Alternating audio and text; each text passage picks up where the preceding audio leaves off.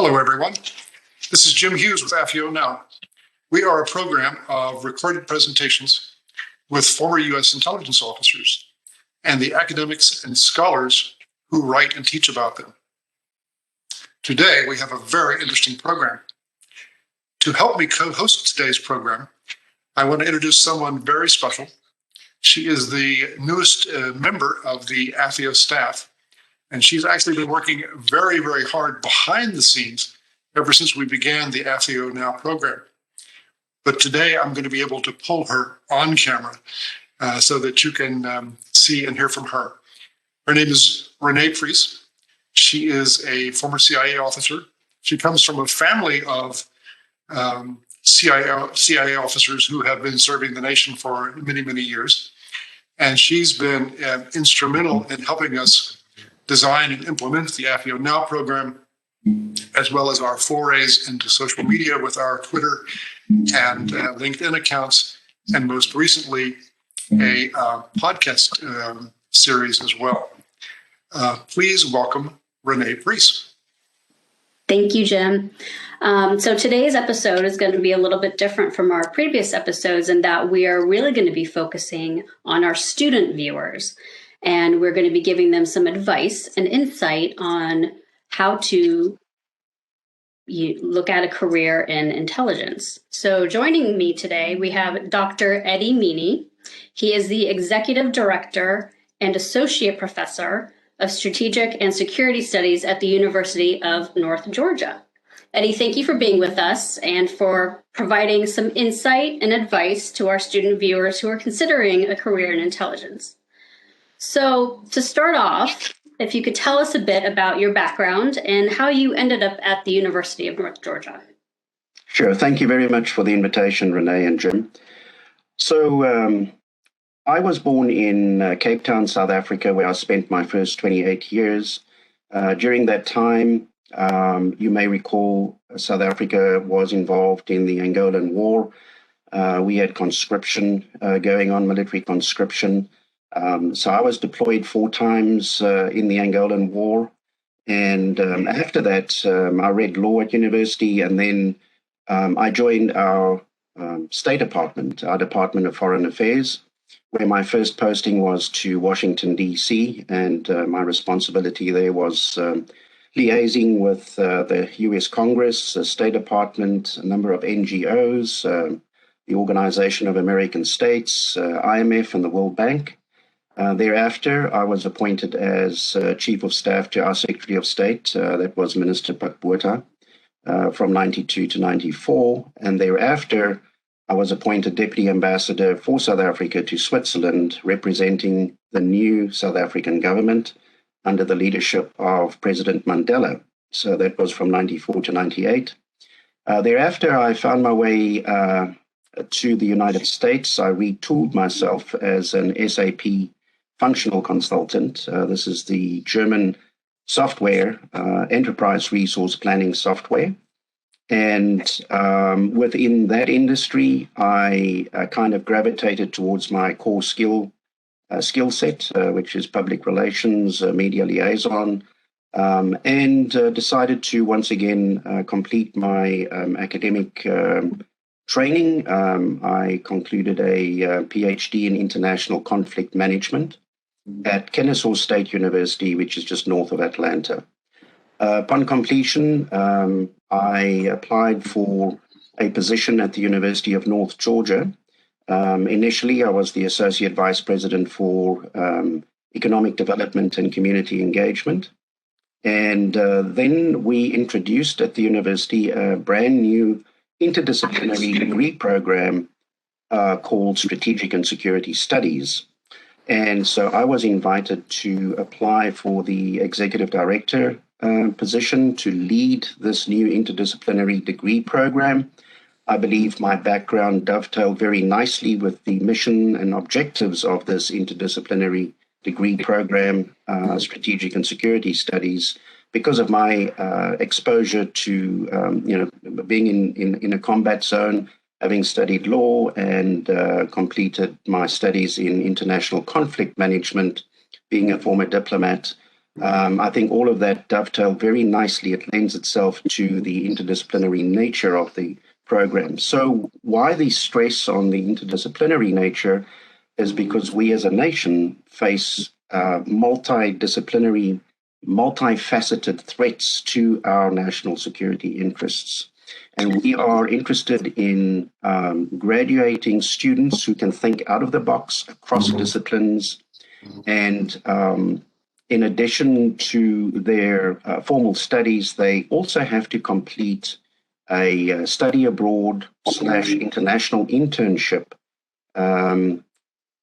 so that they can be exposed to foreign cultures, foreign language, and come back to graduate with their diploma a more well-rounded individual. So within the degree program, we have 6 concentrations. Cybersecurity is one, international affairs, history, strategic languages as determined by the Department of Defense, military science, and then the 6th one is intelligence. So I teach within this program as well, in addition to directing the program. And I teach introduction to intelligence, fundamentals of intel analysis, the United States intelligence community, cycle and collection, intelligence and counterterrorism, intelligence support to homeland security, and then special topics. In addition to the intelligence courses, I also teach politics of Africa and comparative military systems. I will be developing yet another new program, or at least course, on state fragility this summer. So that will be a new course to be offered in spring of next year. We attract cadets. We are, as you may know, a senior military college. We are the senior military college of the state of Georgia and one of only 6 in the nation. So we have Army and Army Corps of Cadets, numbering just under 800 out of a student population of 20,000. We punch way above our weight division. I liaise very closely with my colleague, Dr. Bryson Payne, who is the director of our Center for Academic Excellence in Cyber Education. So there's a strong nexus between intelligence and cyber intelligence. And we are an official partner of NSA as well. So we are very fortunate to be able to place handpicked students to do their internship with NSA down in Augusta in our backyard. And of course, we have other 3-letter agencies that are interested in our students as well. You can imagine a student here at University of North Georgia being in uniform, speaking a second language, having a top secret clearance, and an interest in our world would be, and especially having a cyber security orientation. That person, that student can write their own check. There's such a huge demand for cybersecurity warriors, as we put it. So that's where I am. I've been leading it now since 2016, and the program has grown exponentially. We started off with 7 students initially, and today we are just under 130 students in the degree program. So it's growing. That is very impressive. You have a very robust program there with a variety of courses, and you touched on this a little bit earlier, but I'd like you to expand a bit on how you think Intel is shaping our world today. You know, intelligence and the intelligence community are often in the news, whether they be for our successes or our failures. But there's a lot of discussion over intelligence and the intelligence infrastructure in the United States today. Can you expand on that a little bit? Sure. Thank you, Renee. In my opinion, I submit that the United States has the most complex, most robust, effective intelligence community in the world. Successes never really make headlines, and there's a good reason for that. We do not want to disclose our sources and methods. to our enemies by way of reverse engineering. They may discover things we don't want them to discover. Obviously, failures make it, but we learn from failures, right? That's the whole intent. So the intelligence community plays a vital role in protecting our national security interests. We want to preempt those events that may threaten our national security interests. So this is a term that's thrown around a lot in the media and elsewhere. And maybe we can just dwell a little bit on this concept of what comprises a national security threat. So this is anything that threatens the physical well-being of our population or jeopardizes our nation's stability of our national economy or our institutions. That is considered a national security threat. And these threats can be broken down into groups. For instance, hostile governments, foreign governments with hostile intentions towards the United States. These threats may include direct acts of war and aggression, but it can also be much subtler and harder to detect. So examples include espionage and election interference. Another area would be terrorism. So countries also face threats from groups who don't formally represent a foreign government, but may be sponsored or tolerated by a foreign government, a foreign power. So terrorist groups may seek to cause chaos and disruption through physical violence, or in some cases, cybercrime. Proliferation is another area. The idea of proliferation, specifically with regard to advanced weaponry, may also be taken into account. So if a hostile state is known to be stockpiling, for instance, chemical weapons, or developing nuclear capabilities, or otherwise escalating its capacity for destruction, it qualifies as a national security threat, even without using those weapons in a direct attack. Another area, for instance, would be cybercrime. Online criminals pose a danger to national security, including those not associated with hostile governments or terrorist groups. So criminals may hack our economic institutions, government websites, or power infrastructures as a way of stealing or extorting money. They may also commit cyber crimes to advance an ideological agenda. Of course, natural disasters and diseases. We're just going through the COVID pandemic. So not all threats to national security involve a malignant influence of bad actors. Hurricanes, earthquakes, other natural disasters can pose serious damage to our nation's people and to our nation's physical infrastructure. So pandemics like the COVID-19 weaken our healthcare systems and also weaken our economy. So those are just very high-level areas that we take into consideration that factor into potentially threatening our national security interests. I've highlighted those for our younger audience to start thinking. They may be interested in doing a medical studies, becoming a medical doctor, but there's an opportunity for them to join the intelligence community as a medical doctor, or as a researcher, as an economist, as a cyber geek. Those I just wanted to highlight because we tend to throw around this concept, national security, and I just wanted to drill down a little bit on that concept. Right. I think you hit the nail on the head there. I think a lot of younger people think that the intelligence community is, this cloak and dagger community where the only people who run it are running around doing dead drops in the middle of the night. And they have this image that has been blasted to them through TV and movies. And the fact is, there is a whole intelligence community out there made up of individuals with varying expertise, with different degrees.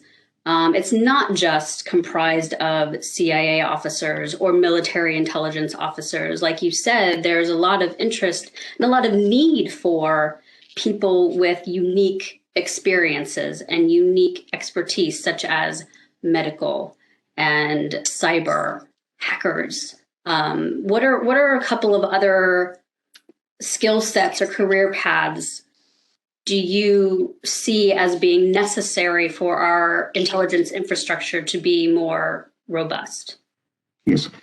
So as I mentioned earlier, we face multidimensional threats. We're all familiar with 9/11 and the alleged failure of our intelligence community to help prevent that from taking place. And we, as a result of 9/11, have learnt a ton of new ways how we can mitigate that from happening again in the future.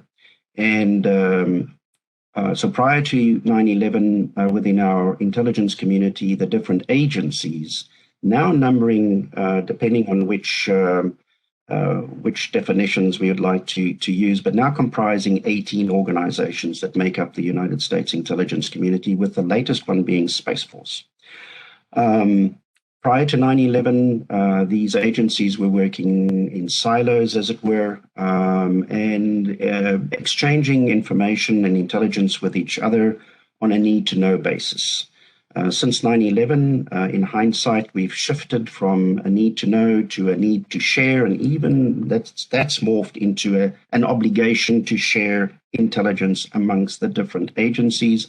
And of course, straddling across the United States intelligence community is this new office, relatively new, called the Office of the Director of National Intelligence, which came into force in 2005. As a result of the 9/11 Commission report and suggestions made in that report, how to reimagine, if I can put it that way, the United States intelligence community. So, as I mentioned, 18 organizations, 2 independent agencies being the CIA and the Office of the Director of National Intelligence, and 9 DoD elements within that intelligence community. Here we have the Defense Intelligence Agency, we have NSA, we have the National Geospatial Intelligence Agency, we have the National Reconnaissance Organization, which was established in 1962 and was declassified in 1992. The man in the street didn't even know of the existence of the NRO. And the NRO, the National Reconnaissance Office, designs, builds, launches, and operates reconnaissance satellites and provides satellite intelligence to NSA, provides image intelligence to NGA, the National Geospatial Intelligence Agency, and then MASSINT, measurement and signature intelligence, to the Defense Intelligence Agency. In addition to those agencies, we have 5 services. We have the Army, Navy, Air Force, Marine Corps, and now Space Force, also having their own intelligence capability. In addition to that, we have 7 elements, other departments and agencies that make up the U.S. intelligence community. We have the Department of Energy. They have an Office of Intelligence and Counterintelligence. Of course, the focus there is nuclear. We have nuclear reactors, and we need to take care of our nuclear facilities. We have the Department of Homeland Security, which although it was announced as a new department prior to 9/11, it really only came into being after 9/11. It's a huge organization, a huge agency comprising of around about 250,000 employees. But they have an Office of Intel and Analysis and within the Department of Homeland Security, and they have there's a Coast Guard intelligence that falls under the Homeland Security as well. So Customs and Border Control and ICE, Immigration and Customs Enforcement. Then we have the Department of Justice. So those lawyers out there, those students who are interested in doing law, the FBI, they have an intelligence division now. They've always had one, focused more on crime intelligence, but since 9/11, that capability has grown enormously within the FBI. We also have the Drug Enforcement Agency, Office of National Security. Then we have the Department of State. They have the Bureau of Intelligence and Research. So those who want to become diplomats and are interested in doing international affairs know that you can gravitate towards that bureau if you're interested in going the intelligence route. And then Treasury, of course, follow the money. The Office of Intelligence and Analysis. we are very focused on how money exchanges hands, especially when it comes to bad actors who mean ill to our nation, to our people. So those that I mentioned now make up the U.S. intelligence community, and we are, of course, interested in preparing young minds, exposing them to these different routes that can be followed if intelligence piques their interest. So many opportunities and different pathways to fulfill any desire to follow an intelligence career. Thank you for sharing that list. I think a lot of people don't realize just how many organizations and institutions out there focus on intelligence, and there are so many different interests that can be pursued in a number of different organizations. I want to go now to your work on developing this unique program that you have for high school students in Georgia who are interested in pursuing a career in intelligence. Can you just speak about this program that you're developing right now? Sure. So I was approached by the Georgia Department of Education. There's a gentleman there. He's an associate superintendent, and he, knowing that we teach intelligence here at the University of North Georgia, approached me and asked me if I would be interested in co-developing a syllabus to be introduced to Georgia high schools, specifically to juniors and seniors, as an elective course. And we've worked on that over a period of more than a year. It's now complete. And the title of this course is Introduction to U.S. Intelligence and National Security Studies.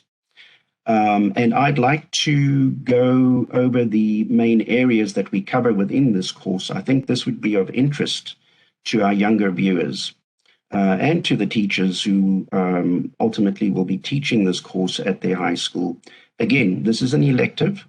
And so this is an introduction to U.S. intelligence and national security studies that provides a basic and broad overview of the career field of intelligence, the authorized activities of an intel professional, the composition of the United States government intelligence community, the various functions of each of the member agencies, the limits and capabilities of intelligence, and how intelligence plays a role in the decision-making process of the government.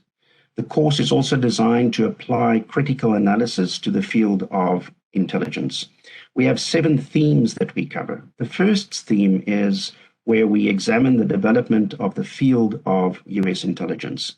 So here we explore the history of U.S. intel efforts from the American Revolution through to the Civil War. We explain the application of U.S. intelligence from World War I to World War II. We explain how the late and post-Cold War era shaped the U.S. intelligence agencies. We analyze the current challenges to the U.S. intelligence community.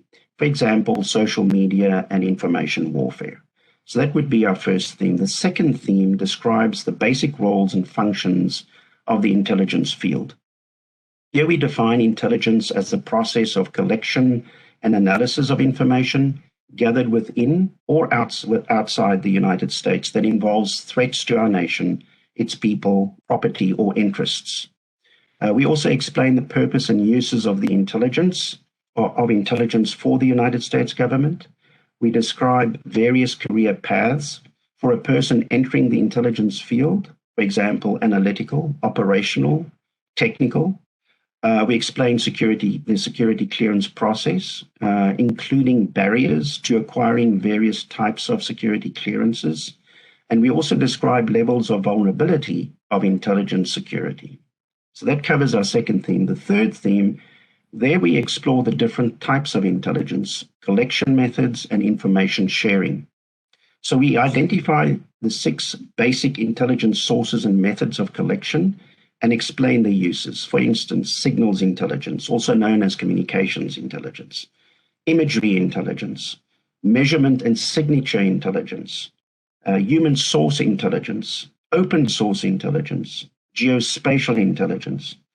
Then we describe other sources and types of intelligence, such as medical intelligence, cyber intelligence, environmental intelligence, economic and competitive intelligence, law enforcement intelligence, cultural intelligence, strategic intelligence, and financial intelligence. Then we compare and contrast the strengths and weaknesses inherent in the various sources and types of intelligence. We also explore current trends in different types of intelligence that challenge collection methods. We explain how recent events affect how information is shared with partner nations. And that covers our third theme. The fourth theme, we analyze the intelligence cycle. So here we describe the stages of the intelligence cycle: planning, collection, processing, analysis, dissemination, and feedback, the different steps within the cycle process. We distinguish between raw and finished intelligence, and we explain how to be successful at each stage of the intelligence cycle, describing the strengths and weaknesses of the current model. Our fifth theme out of the 7 is an evaluation of the role of an intelligence analyst. So here we describe the role of an analyst in assessing the value of information. We explain how analysts use structured analytic techniques such as analysis of competing hypotheses, key assumptions check.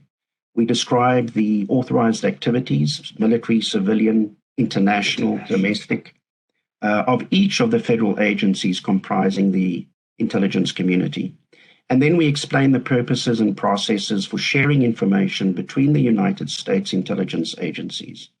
And then we describe the role of fusion centers in coordinating federal and state information sharing.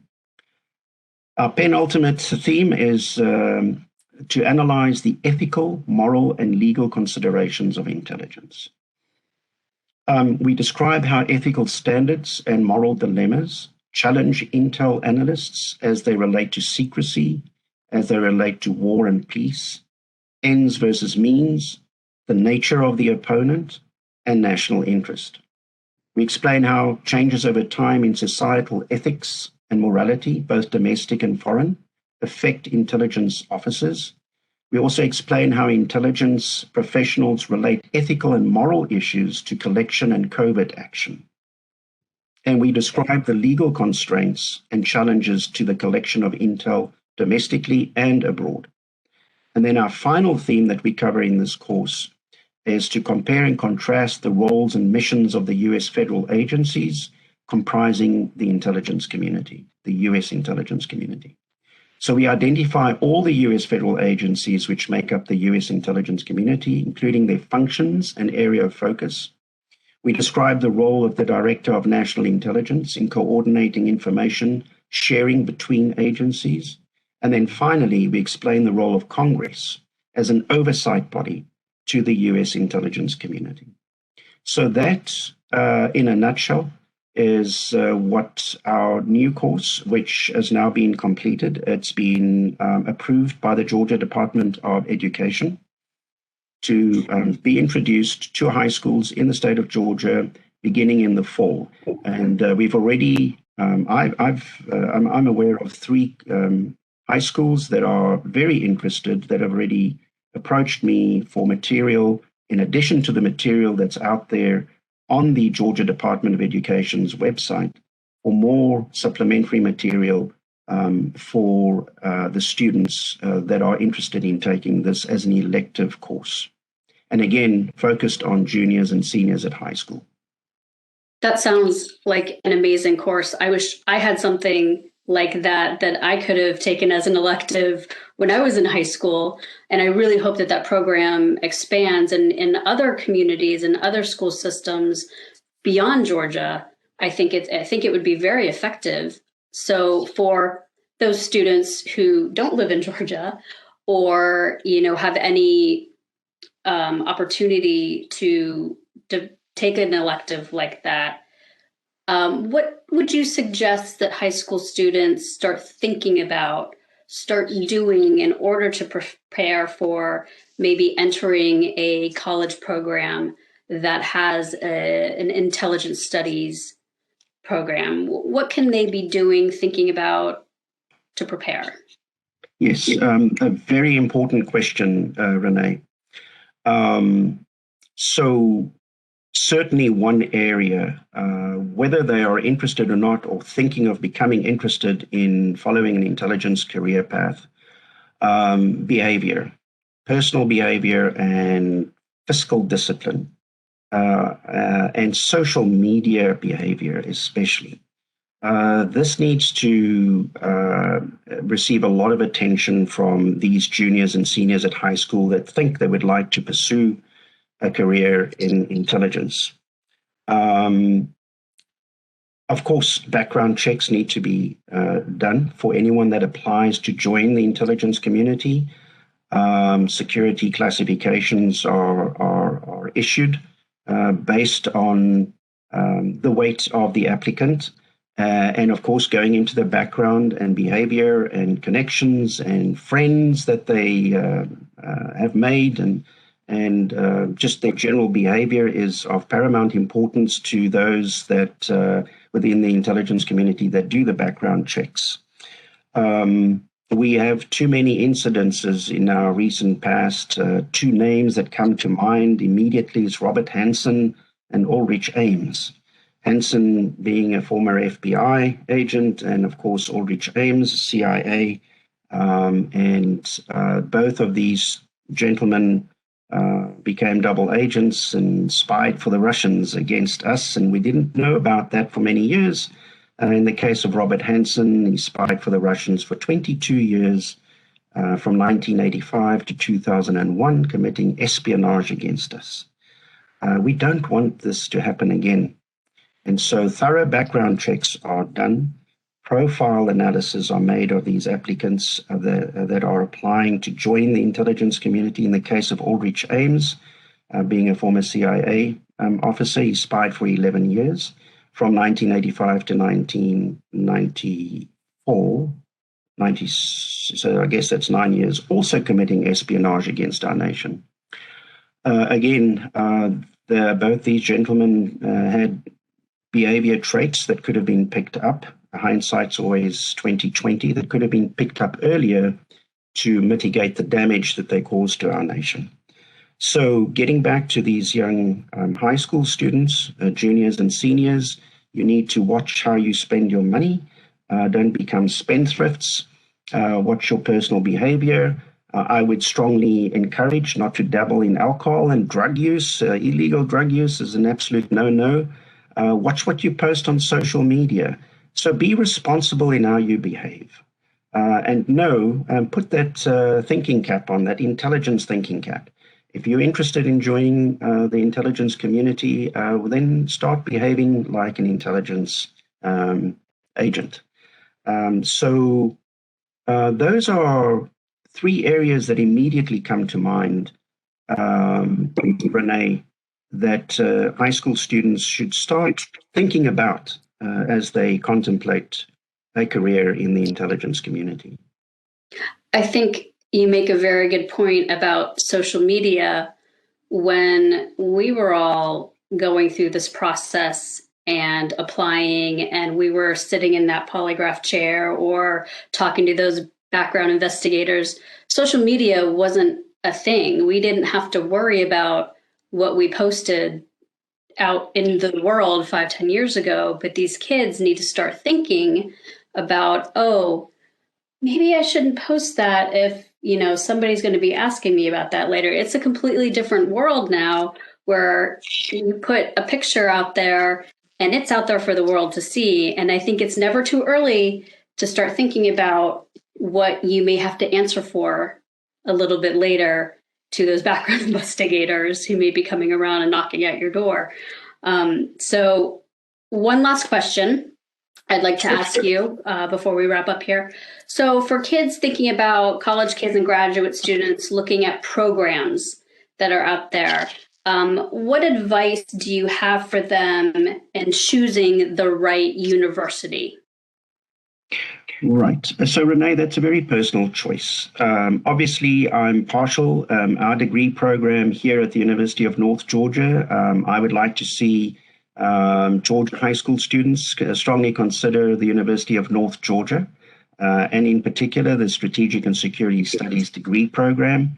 But of course, we have a number of universities sprinkled throughout the United States. There's Georgetown, there's the Coastal University, we have universities in Texas that also offer intelligence studies.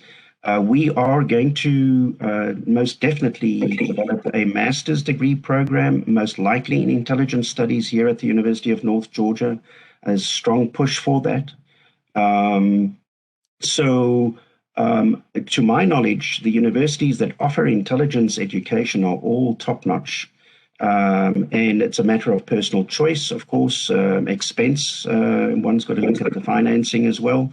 And so I promote all the universities that offer intelligence education, but of course, especially the University of North Georgia in my case.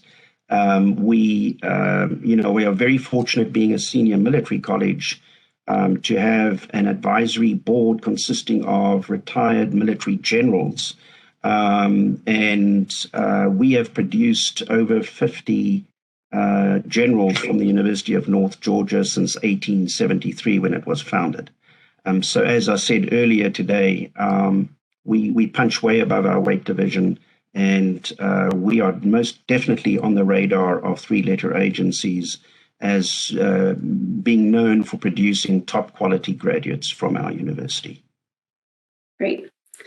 Well, with that, I want to thank you for joining us today and offering some advice and insight to our younger viewers and giving some guidance to our next generation of intelligence officers.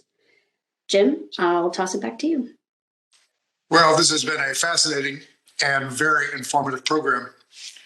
Before I close, I would like to list for our viewers a couple of other areas of resource that AFIO provides that might be particularly of interest to an academic audience.